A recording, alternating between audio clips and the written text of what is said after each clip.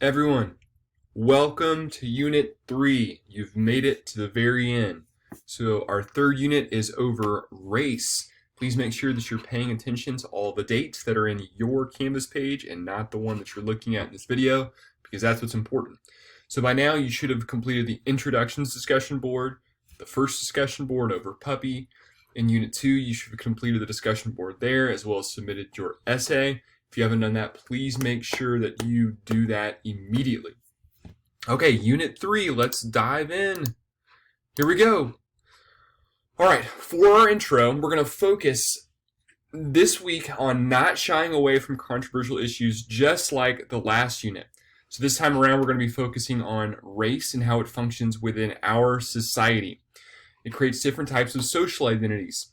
Now, I realize that there is a lot of controversy surrounding the subject, particularly right now. So once again, I want to encourage everyone to be bold in the statements that you're making, but please be respectful. Make sure that you're addressing ideas and not necessarily talking directly about your classmates, right? So it's fine to argue and debate ideas with resources, logical arguments, but please refrain from any type of name calling, patronizing comments, crude language, and even in a lot of situations, sarcasm, right? Make arguments in good faith and assume the best of your peers. Okay, so your first text is a piece from the prolific writer named Ta-Nehisi Coates. You're going to be reading a section of his book that's called, well, his book's called Between the World and Me, but the section of the book is called Letter to My Son. So as you're reading through this article, I want you to realize that it's okay, whatever you're feeling, it's okay to disagree with Coates and his view of the world, but also remember that it's grounded in his experience, right? So you can disagree with someone's ideas, you cannot disagree with their experience. That's just, it is. It is what it is, right? Okay. You're also going to compose another essay similar to Unit 2, but this time obviously it'll be over race, regarding George Tillman's film, The Hate U Give. So essentially what you're going to do is you're going to assess the argument that he makes in the film, and then you're going to respond to it with your own opinion, just like you did with a Unit 2 essay, just with different content. So make sure that you read thoroughly through the directions. We'll go over those here in just a second. It's very similar to the second essay. Make sure you understand it fully before you begin.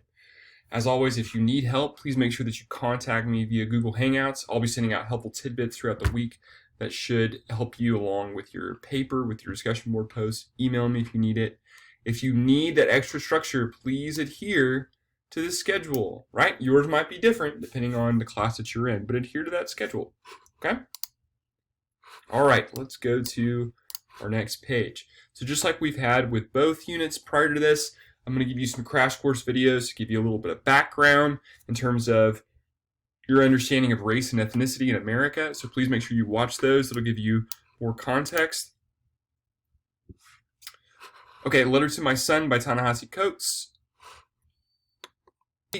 Your guiding question for the discussion board post is, what is Coates' understanding of race and how it affects our society? And what about his social context has influenced his idea? What are your views of race? And what about your social context has influenced that idea? And that's critical, right? Where you grew up, your type of environment that you were in, whether it's church or public school or whatever it may be, how has that influenced your ideas of race? Okay, so explore all the resources this week. I will post the article prior to this page. I didn't have it in there right now, but it'll be there. And I want you to think critically about all the information you've absorbed and craft a detailed, planned response to the reading.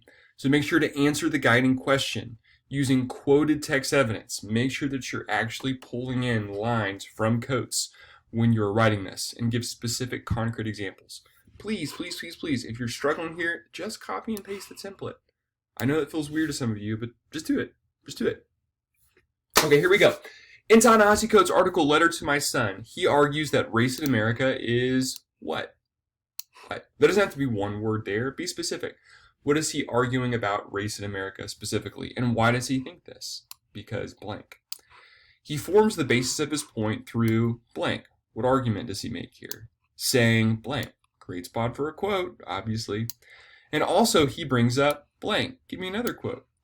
In sum, now this is working on your ability to summarize his ideas.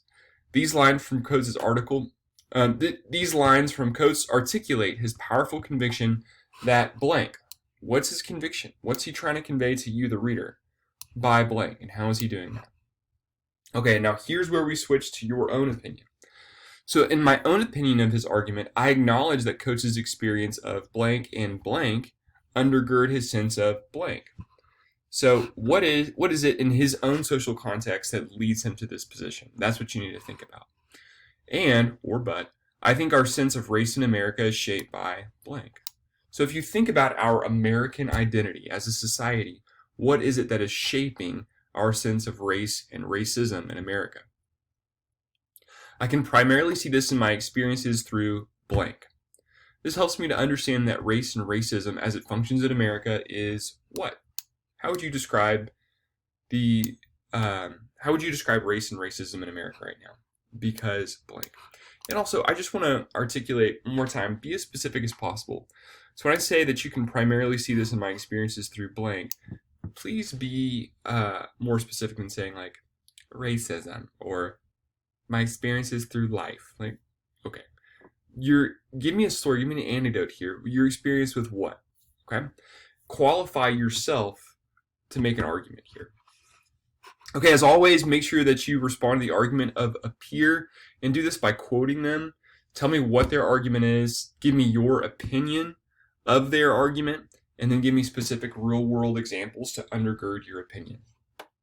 Make sure that you're putting forth a significant effort, proofread for grammar and syntactical errors. Make sure that you're demonstrating that you have an actual understanding of the text. Once again, minimum word counts are 200 for the original post, 100 for a comment. But those are minimums, right?